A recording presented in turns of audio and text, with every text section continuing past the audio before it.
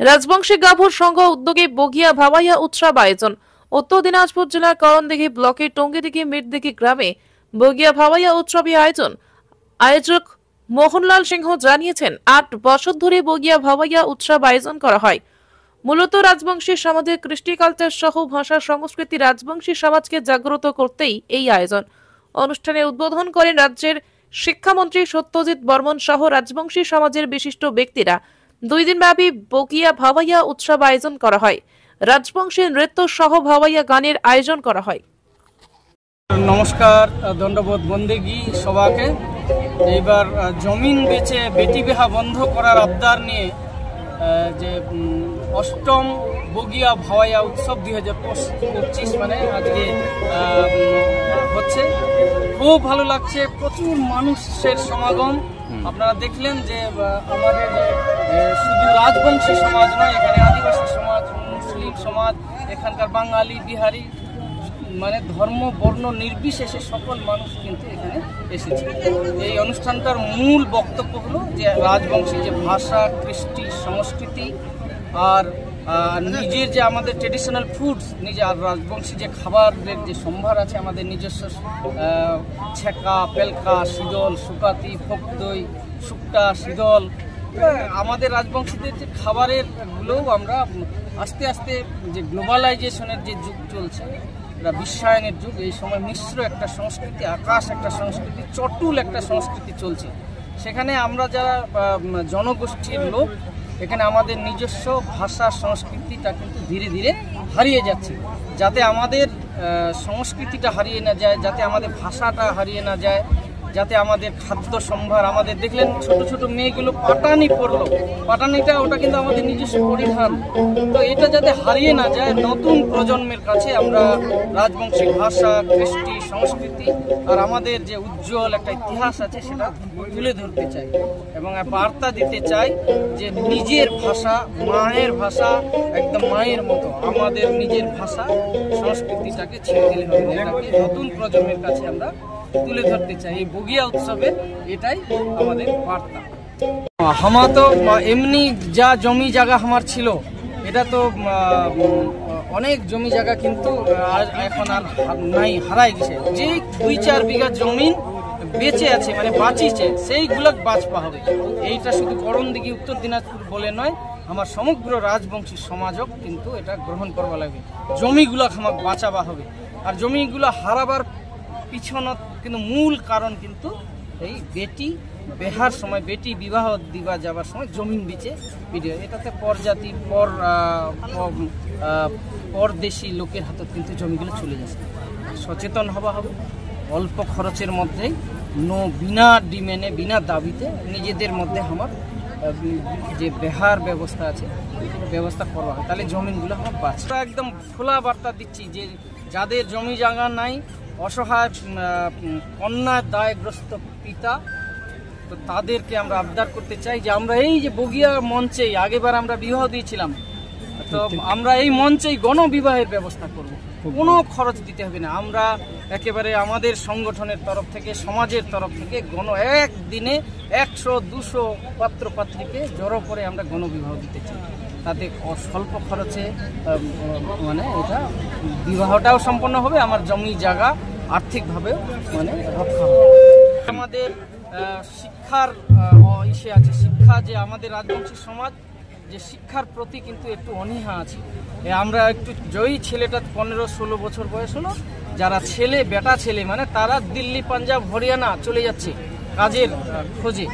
আর যারা অল্প বয়সী মেয়েগুলো কি হচ্ছে, ওরা কন্যা দায়গ্রস্ত পিতা, ও তো এমনি দিল্লি পাঞ্জাবে থাকে, একটা ওদের একটা নিরাপত্তার অভাব বোধ করছে বলে ওটা বাল্য বিবাহের প্রচলনটা কিন্তু আছে, এটা সত্য। কিন্তু এটা আমরা শিক্ষিত করার চেষ্টা করছি, আমরা সমাজকে বার্তা দেওয়ার চেষ্টা করছি যে যাতে বাল্য বিবাহ না দেয়, যাতে একেবারে ওরা ম্যাচুরেট বয়সে বিয়ে দেয়। এই জন্য শিক্ষাটার অভাব হচ্ছে, আমরা আস্তে আস্তে শিক্ষিত হচ্ছি। বগিয়া উৎসবটা প্রতি বছরে হয়, প্রতি বছর কিন্তু দিন দিন এই উৎসবের উন্মাদনাটা কিন্তু বাড়ে।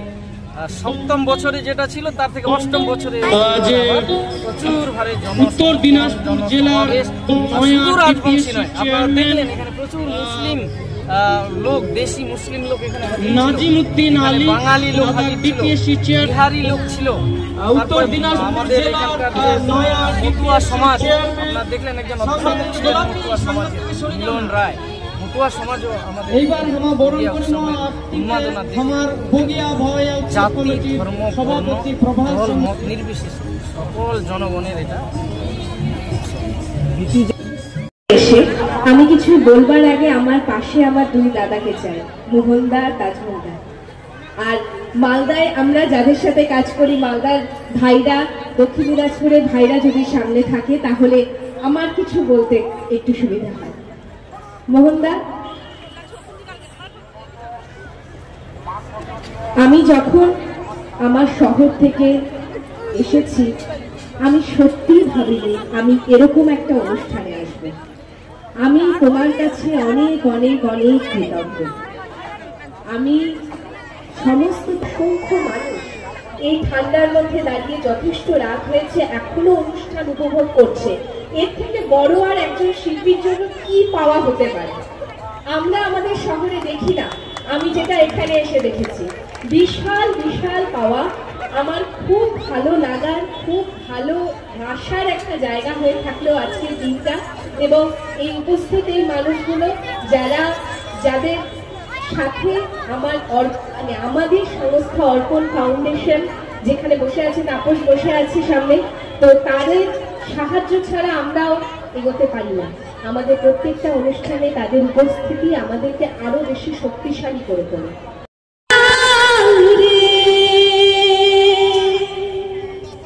যদি বন্ধু যাবার চাও ঘরের গামছা খুইলা যাও রে, কোমর কাজল ভ্রমরারে, কোন দিন আসবে বন্ধু কয়া যাও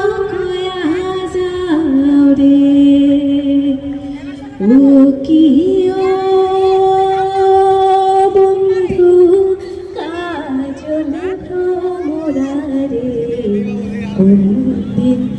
আসিবেন বন্ধু কয়া যাও রে।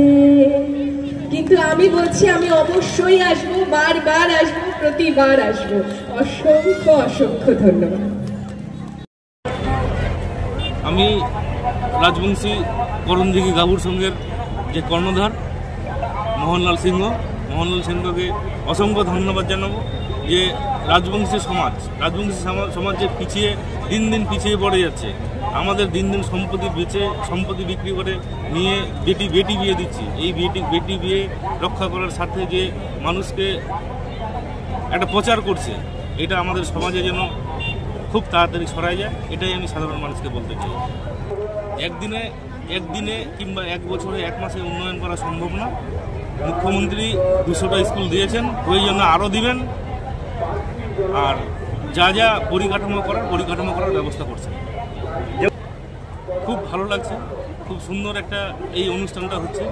এই অনুষ্ঠান জেলা থেকে আরম্ভ করে রাজ্যের কোথাও হয় না, শুধু করণদিঘিতেই শুরু হয়েছে। আগামী দিনে হয়তো জেলা কেন গোটা রাজ্যে ছড়িয়ে পড়বে। বিশ্বাস টাঙ্গুরিয়ানি বিশিষ্ট বাচিক শিল্পী, তার সাথে সম্পাদিকা, কর্ণধার অর্পণ ফাউন্ডেশন, তার সাথে উপস্থিত ছিল মানি তাজামুল ইসলাম ডাঙ্গরিয়া।